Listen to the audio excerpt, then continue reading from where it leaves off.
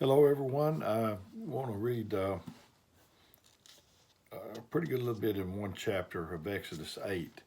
I don't know if I've ever heard it preached before um, in church, but this is during the time that Moses and Aaron was asking for Pharaoh to let the people go, and he kept playing tricks on them with one thing and another. And chapter 8 says, excuse me, and the Lord spake unto Moses, go unto Pharaoh and say unto him, thus saith the Lord, let my people go, that they may serve me. And if thou refuse to let them go, behold, I will smite the border with frogs. And the river shall bring forth the frogs abundantly, which shall go up and come into thy house and into thy bedchamber, and upon thy bed, and in the house of thy servants, and upon thy people, and into thine ovens and thy kneading troughs. And the Lord's And the frogs shall come up both on thee and upon thy people, and upon thy servant. And the Lord spake unto Moses, say unto Aaron, stretch forth thine hand with thy rod over the streams, over the rivers, and over the ponds, and cause frogs to come up upon the land of Egypt. And Aaron stretched out his hand upon the waters of Egypt, and the frogs came up and covered the land of Egypt. And the magicians did so with their enchantments, and brought up frogs upon the land of Egypt. And Pharaoh called for Moses and Aaron, and said, entreat the Lord, that he may take away the frogs from me and from my people, and I will let the people go, that they may sacrifice unto the Lord. And Moses said unto Pharaoh, glory over me, when shall I entreat for thee and thy people and thy servants, and for thy people, to destroy the frogs from thee and thy houses, that they may remain in the river only? When shall I do this, Pharaoh? And he said, tomorrow. Tomorrow.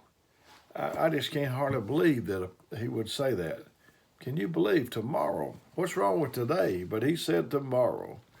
And he said, be it according to thy word, that thou mayest know that there is none like unto God, the Lord thy God. And the frogs shall depart from thee and from thy houses, and from thy servants, and from thy people. They shall remain in the river only.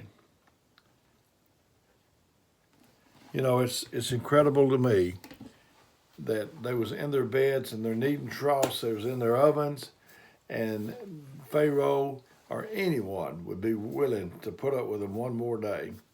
Um, Lost people, they're willing to go to bed tonight, lost, um, and go to bed with the frogs and go to bed with sin, and uh, that is incredible to me.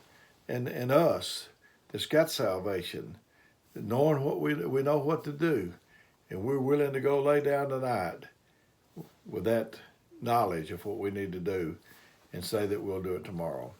I heard a story about a man. He went to a restaurant that sold frog legs, and he asked this man, said, could you uh, use any more frogs if I had some to say? And the man said, oh yeah, I sure could. And he said, how many frogs you got? And the man said, I've got millions of them.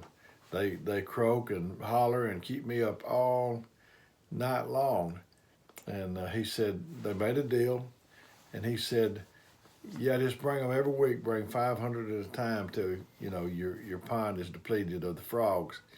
And so uh, the man rolled up in there at the restaurant and went in there, and he had 2 frogs.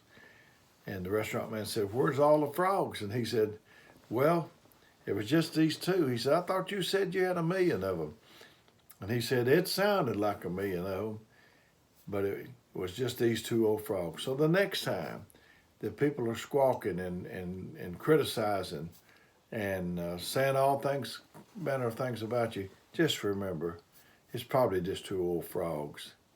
I thought about, I preach a sermon sometimes called Someday Someday I, apostrophe LL, I'll, or Someday ISLE, someday I'll.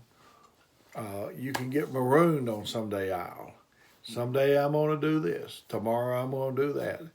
And you don't never make it off of that island. You've got to do something. If you keep thinking what you've always been thinking, you'll keep doing what you've been doing. If you keep doing what you've always been doing, you'll keep getting what you've always been getting. So you got to start where you're thinking to get something different. Yet thou lack one thing. You lack one thing, and then you're going to wait till tomorrow to do it. You ought to refuse to live one more day like you've been living. And some people will only think about it. Good intentions don't get you. The torment, hell is going to be full of people that had good intentions. So take those intentions. Let's take those intentions that we have and start today and not tomorrow, because we don't know if we'll even get it tomorrow. So may God bless you. It's my prayer.